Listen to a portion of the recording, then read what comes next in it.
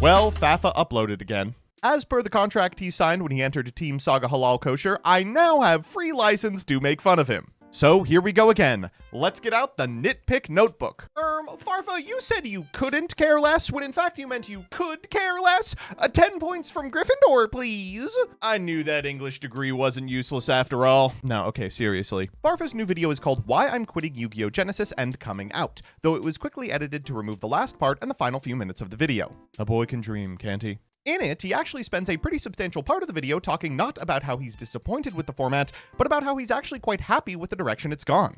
Praising the point system, the communication on the part of Konami, the availability of rogue decks, and the lack of pendulums and links. The reason he's retiring from it is simple.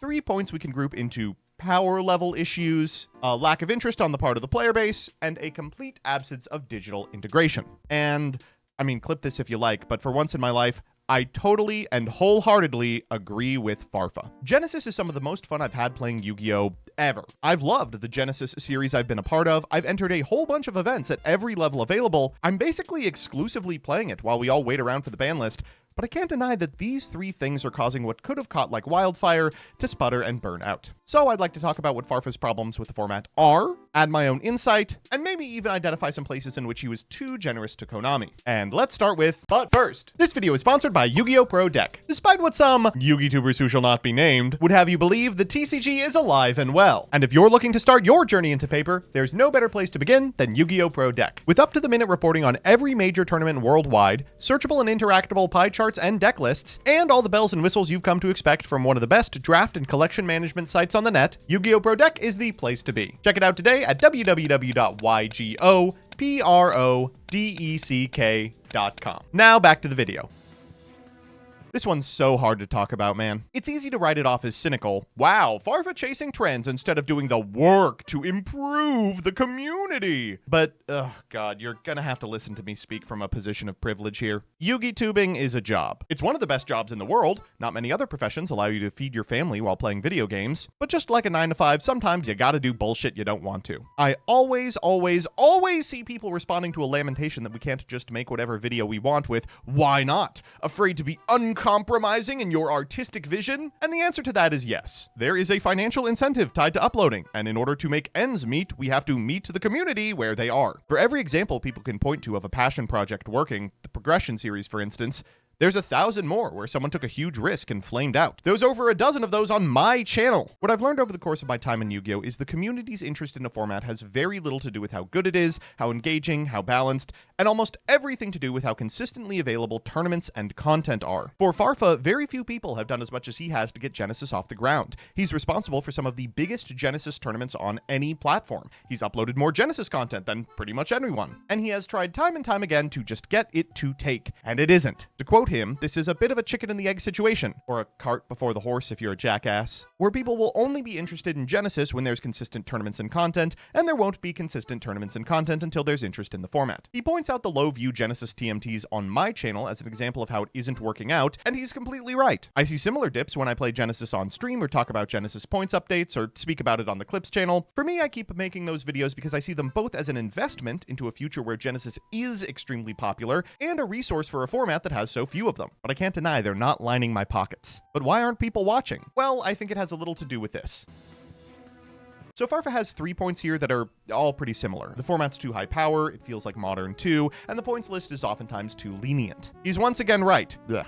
God, that feels bad coming out of my mouth. This is where I get to spend some time flexing as the member of the community who has probably spent more time making, thinking about, and playing alt formats than anyone else. If you want there to be a sell to your format, it has to be meaningfully different from advanced. Not to get political, but it's kind of like the Democrat strategy where they just adopted a bunch of Republican talking points hoping to swing people over, just for the people who liked Republican talking points to vote Republican. If someone likes the gameplay from advanced format, they're just gonna play that. They can. It seemed like they got this early on. Originally, the theme of Genesys was yesterday's gameplay, today's cards, a slogan they've all but dropped in the ensuing months. At present, the power level is almost exactly that of Advanced, just with a different series of decks comprising the top slots. Cool Tune, Radiant Typhoon, Onomat, these are neat decks to be playable, but they're just the non-TCG playable decks from the most recent few sets. Like, is this meaningfully different than a format that functionally rotates with every new release, or is it just a second one? On that note, let's talk about the leniency of points. Sometimes the top decks aren't even different at all than those in Advanced. They've spoken in communications about how they were upset Vanquish Soul was playable in both Advanced and Genesis, but Draco Tail was also a top deck, and while they hit it, it's still extremely good. In fact, I'm of the opinion that Vanquish Soul is also still a tier 1 strategy. Do they want these decks unplayable or not? There's more that Farfa discusses here that's just right on point. Why is Rongo Nimiad available at all instead of pointed at 100? Do we have to keep chasing our tails on lingering effects like Mistaken Arrest? I've been outspoken about their inconsistencies when it comes to macro effects. Dimension Shifter is pointed, but Defissure and Macro aren't, and people are boarding them. Players are just going down the list of bad floodgates. Soundproofed is seeing play. Listen, if you want a list of every dogshit floodgate you have to ban so we don't do this over and over again over the course of a year, Trinity Format made one like a decade ago. And finally, the nail in the coffin.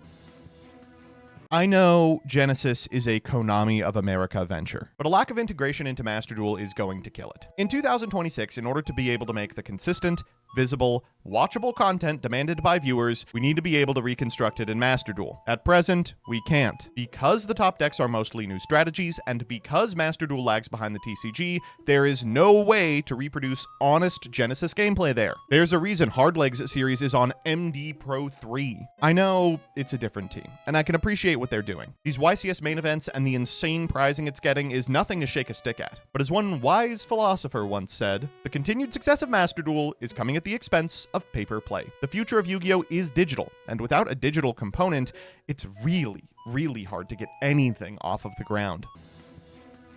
As a conclusion, I do want to highlight some places that Farfa and I disagree. He praises the communication from Konami, and it has been good to get consistent stuff out. I just wish it also had a consistent voice. Occasionally we'll get a post that's just out of nowhere and addresses none of the relevant problems, only to have another post the next day that's responsive to the community. He praises the lack of pendulums, but I think that gatekeeps some interesting stuff from the format that would otherwise be really cool to play with. But he and I agree on the central thesis. We both really want Genesys to succeed, but we understand it can't happen without a combined effort from content creators, the player base, and Konami. And at present, there's not a fantastic incentive for any of those groups. I'll continue making Genesys content, and I will continue to trick my locals into running Genesys events, but I really can't fault anyone for hanging it up. What do you think needs to happen for Genesys to be successful? Sound off below. And now to steal from Farfa one last time. Until next time, adios!